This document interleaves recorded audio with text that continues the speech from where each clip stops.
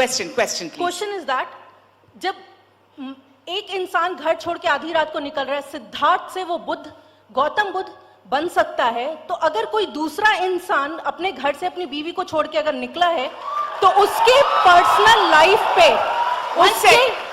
let's listen to the question please. उसके व्यक्तिगत जीवन पे कटाक्ष करके आगे बढ़ने से हमें क्या फायदा होगा? आपने जो बाद में चीजें बोली वो करना सही है, वो आगे बढ़ना सही है, हम वही मानते हैं, लेकिन क्या फायदा है किसी के व्यक्तिगत जीवन पे कटाक्ष करके? उससे हम कहां तक पहुंच सकते हैं?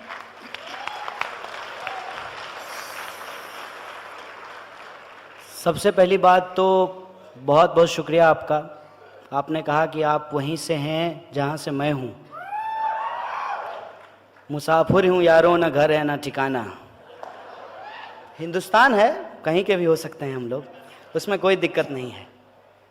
ये जो बात आपने कही है कि 1 पर्सन 1 वोट 1 वैल्यू, ये मेरी बात नहीं है, ये बाबा साहब भीमराव अंबेडकर ने कहा है।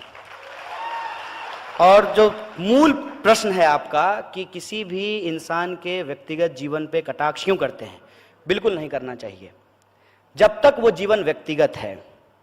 और वो जीवन व्यक्तिगत कैसे नहीं है ये मैं आपको बता देता हूं। मेरी माँ है, आपकी भी माँ होगी, हम सबकी माँ है, ये कोई नई बात नहीं है। और हर किसी का अपना एक स्ट्रगल होता है। ऐसा नहीं है कि हम कोई बड़ा तीर मार दिए हैं और आप कुछ नहीं अपने जीवन में किए हैं। हर इंसान अपने जीवन में एक स्ट्रगल करता है, लेकिन जब उसका मार्केटिंग किया जाता है, इसको आप समझिए कि मार्केटिंग क्या होता है।